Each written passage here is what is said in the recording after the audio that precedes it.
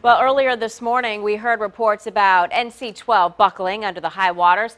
Thanks to Mark Sudduth for letting us use these pictures as proof. This is Route 12 at Pea Island. The highway is shut down. All right, let's take it out now to Andy Fox. He's been on NC-12 a lot this morning, and over the years, he's seen plenty of flooding on that highway. So, Andy, what you're seeing now, how does it compare to what we've seen before? Oh, well, this is nothing compared to like 2011 and 2012. This is minimal. I'm going to take you up there, but there's really two stories here. That's the NC-12 story that we're about to tell you about, and also Rodanthe. They got the brunt of the storm. We have damage almost on every single street, some type of damage. And the reason why they got the damage is that the hurricane passed just to the north of Rodanthe. So when the hurricane was coming around, those northeasterly winds in that first quadrant, they were stuck right in it. So was Highway 12. And it got ripped up, and so did Rodanthe. But on Highway 12 at Merlo, it wasn't as bad as it has been in the past. So this is the much talked about Highway 12, just north of Merlo Beach. It washed away. The road did in 2011 and 2012 from hurricanes. The big question was, how could the rebuilt road survive Hurricane Arthur? And you can see it's a mess. It's a mess. We got a lot of debris over here. We've got a lot of wood here.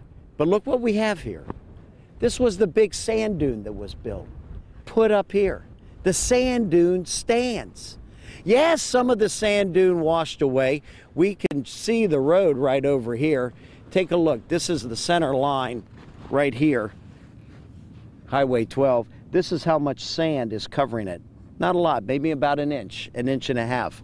So the good news is that the sand dune withstood Hurricane Arthur. But the big question is, what's underneath the sand? What condition is the road in? And officials won't know the answer to that until they get the sand off of the road. Only then will they be able to determine how Highway 12 survived or did not survive Hurricane Arthur. Yes, and the governor says that he will make sure that it is open by tomorrow. And look at that, Stephanie, blue skies over Hatteras Island. It's been a long 24 hours. Now we've got the blue skies, got the sun coming through, and the governor saying that he wants that road open tomorrow. And of course that coincides with the Saturday rentals that are going to be coming in Saturday to Saturday. It's kind of messed everything up this week and into next week. It'll be interesting to see how many people do not end up coming down because they don't think it's going to be open. But the governor has said that he wants Highway 12 open. And by the way, Stephanie, we can't get off the island. We're spending the night here again because no one can get off because there's no way out. That's the only way out, and that's me. We aren't getting out today. Back to you. Well, at least you have blue skies. Maybe you can go sit on the beach for a while, Andy. You deserve a break. Thanks.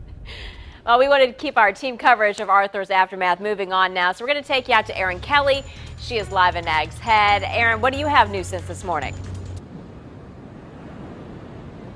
Well, I want to show you behind me here. Remember this morning, the wind turbines behind us were spinning so fast, it sounded like there was a helicopter out here.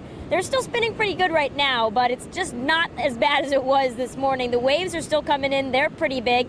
But along with the waves, the sun has returned. So have the people that are visiting the beach. They're all out here. There are some no swimming signs out here, as we heard earlier, that the lifeguards really don't want people in the water, although we have seen some surfers. But I want to show you some video from earlier. When we were out here early this morning, the waves were really just pounding the beach. They were pounding Jeanette's Pier. You wouldn't dare go up there during that when that was happening. And it was also driving sand everywhere. The wind was so strong. After the storm came through, we saw a lot of water flooding from the sound going over 64. There were cars that were trying to go through that.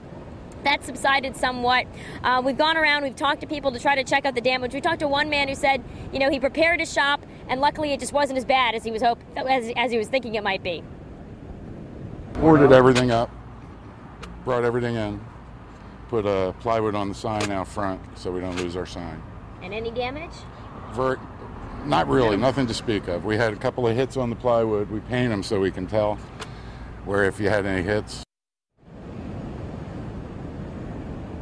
In some places, we've seen some siding missing. We've seen sand piled up in different areas. We've seen some screens that were blown out.